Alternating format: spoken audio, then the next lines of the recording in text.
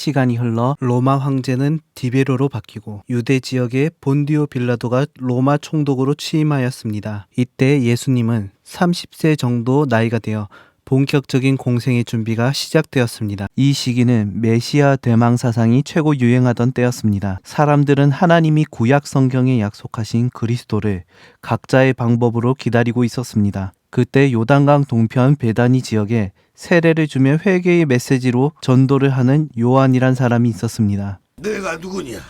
나는 그리스도가 아니요. 사람들이 요한을 그리스도가 아닐까 생각하자 그는 자신을 선지자 이사야의 예언 속에 광야에 외치는 소리이며 주님의 길을 예비하러 왔다고 하였습니다.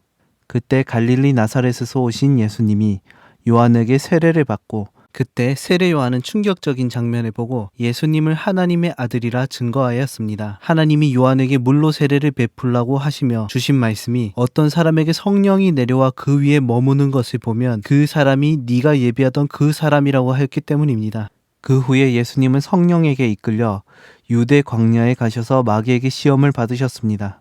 40일을 금식한 예수님에게 마귀는 돌이 빵이 되게 해보라고 시험하기도 하고 성전 꼭대기에서 뛰어내려도 시편 말씀처럼 천사가 도와줄 것이라고 시험하고 높은 산에 데려가 자기에게 경배하며 모든 것을 주겠다는 시험을 하였습니다. 예수님은 모두 말씀으로 답하셨고 마귀는 더 좋은 기회를 노리기 위해서 떠났습니다. 요단강 건너편 베다니에서 세례 요한이 지나가는 예수님을 보고 하나님의 어린 양이라고 하자 세례 요한을 따르던 제자 요한과 안드레는 예수님을 따라가기로 했습니다. 그리고 안드레는 자신의 형인 시몬에게 자신들이 그리스도를 만났다며 예수님께 데려갔습니다. 예수님은 시몬을 게바, 곧 베드로라고 부르겠다고 하셨습니다. 예수님이 갈릴리로 가셨고 베드로 안드레와 같은 동네 벳세다 사람 빌립을 만나셨습니다. 나를 따르라. 빌립은 나다나엘을 찾아가 모세 율법과 예언자들이 말한 그분이 바로 나사렛 요셉의 아들 예수라고 말하였습니다. 나사렛에서 무슨 선한 것이 날 수 있단 말이야. 나다나엘은 나사렛에서 그리스도가 나올 리 없다고 생각했습니다. 하지만 예수님을 만난 나다나엘은 만난 적도 없는 자신을 너무나도 잘 아는 예수님의 이야기를 듣고 당신은 하나님의 아들이시오. 당신은 이스라엘의 임금이로소이다. 가나라는 마을에서 혼인잔치가 열리자 예수님의 어머니와 예수님 그리고 제자들이 결혼식에 초대받았습니다. 그곳에서 예수님은 처음으로 기적을 보여주셨는데 물이 포도주로 바뀌는 것이었습니다. 그걸 본 제자들이 예수님을 더욱 믿게 되었습니다. 이후 예수님은 마리아와 형제들, 제자들과 가버나움이란 마을에 며칠 머무르며 공생의 준비를 마치셨습니다. 이제 공생의 1년차가 시작되었습니다. 6월절이 가까워지자 예수님은 예루살렘으로 올라가셨습니다. 성전에서 장사를 하는 것을 본 예수님은 노끈으로 채찍을 만들어 가축을 다 쫓으시고 상을 엎으셨습니다. 내 아버지의 집으로 장사하는 집을 만들지 말라. 유대인들이 와서는 이런 일을 하였는데 무슨 표적을 보여주겠냐고 묻자 예수님은 성전을 허물면 3일 만에 다시 일으키겠다고 하셨습니다. 이것은 성전 대신 예수님이 죽고 3일 만에 부활하는 것을 보이겠단 말이었습니다. 6월절이 되자 많은 사람들이 예수님의 표적을 보고 믿으려고 하였습니다. 바리새인들은 그리스도를 기다리는 당파 중 하나입니다. 그날 밤 바리새인 니고데모가 예수님을 찾아왔습니다. 예수님이 하나님께로부터 오셨다는 것을 알게 되었다고 하자 예수님은 물과 성령으로 거듭나야 한다는 말을 하셨습니다. 육신으로 해석하던 니고데모는 이해가 잘 안 되었고 예수님은 모세의 노뱀 이야기로 십자가 죽음을 비유하시고 이것을 믿으면 영생을 얻는다며 가장 유명한 구절인 요한복음 3장 16절을 말씀하셨습니다. 이후 유대 지방에서 예수님은 제자들과 함께 머무르시며 사람들에게 세례를 주셨습니다. 세례 요한은 에논이란 지역에서 세례를 주고 있었는데 제자들이 와서는 세례 요한이 증거하던 그 예수님이 지금 세례를 주고 있고 모든 사람들이 예수님에게 가고 있다는 말을 하였습니다. 아예 말한 바 나는 그리스도가 아니요 그의 앞에 보내심을 받은 자라고 한 것을 증거할 자는 너희니라. 그는 흥하여야 하겠고 나는 쇠하여야 하리라. 어느 날 세례 요한은 헤롯 안티파스가 헤롯 빌립의 아내 헤로디아와 불륜을 한 사실을 지적하고 안티파스의 모든 악한 일을 책망하였습니다. 안티파스는 자신이 여름의 별장처럼 지내던 마케르스 궁 감옥에 세례 요한을 감금하였습니다. 예수님은 세례 요한이 잡힘을 들으시고는 갈릴리로 돌아가시기로 하셨습니다. 그런데 이번에는 유대인들이 잘 가지 않는 사마리아를 통해 가시기로 하셨습니다. 예수님은 우물에서 한 여인을 만났습니다. 사마리아 여인은 예수님이 자신에게 주는 물을 마시면 목마르지 않을 것이라는 이야기를 하시자 알아듣지 못하였습니다. 가서 네 남편을 불러오라. 그러자 예수님은 그 여인의 이전 남편 문제를 알아맞추셨습니다. 여인은 예수님이 선지자라고 생각하고 예루살렘에서 드리는 예배에 대해서 묻습니다. 예수님은 이제 장소가 아닌 아버지께 예배 드리게 되고 영과 진리로 예배를 드릴 때가 온다고 답하셨습니다. 그때서야 여인은 예수님이 오시기로 약속된 그리스도이심을 깨닫고 네가 말하는 내가 바로 그로라. 그분이야말로 바로 그리스도가 아닐까.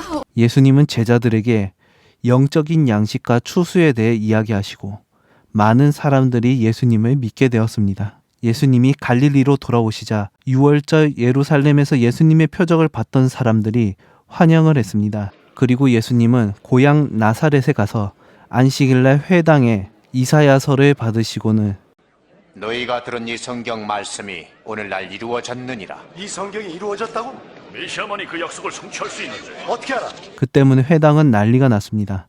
요셉의 아들 예수가 자신이 그리스도라고 증거한 것입니다. 사람들은 예수님을 절벽에 밀어 떨어뜨리려 하였고 예수님은 나사렛을 떠나셨습니다. 예수님은 물을 포도주로 만들어 소문이 났던 가나로 다시 가셨습니다. 이곳에 헤롯 안티파스의 신하가 예수님께 찾아와 가버나움에 있는 아들이 병에 걸렸는데 아들을 낫게 해달라고 간청하였습니다. 예수님은 그 자리에서 가라.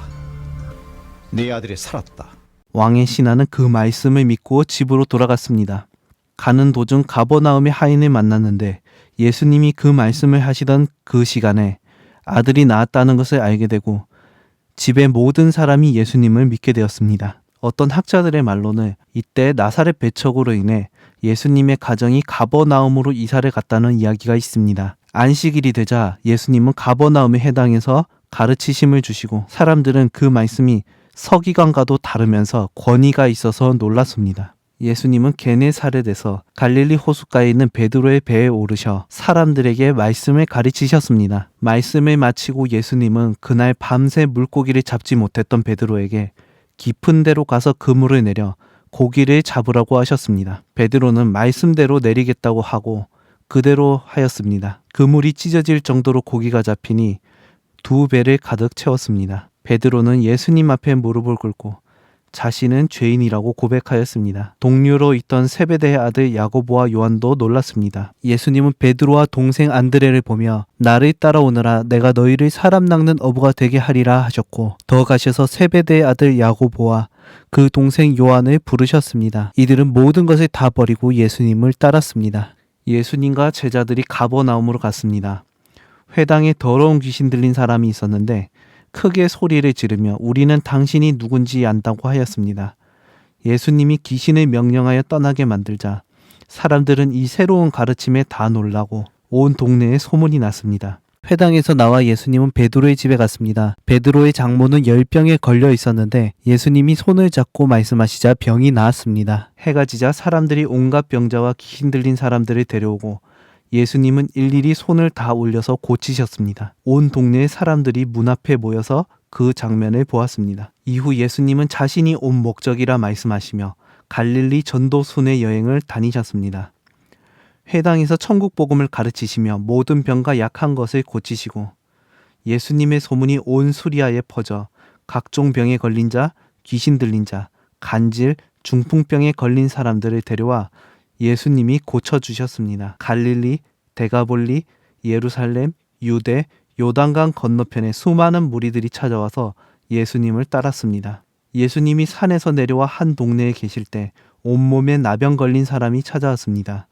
나병은 당시에는 치유가 불가능하며 피부가 썩기까지 하는 병으로 사람들에게 괴물 취급받기도 하고 저주받은 죄인 취급을 받던 병입니다. 나병 환자는 주님이 원하시면 자신을 낫게 하실 것이라고 하였고 예수님은 손을 대시고 말씀하시니 병이 나았습니다.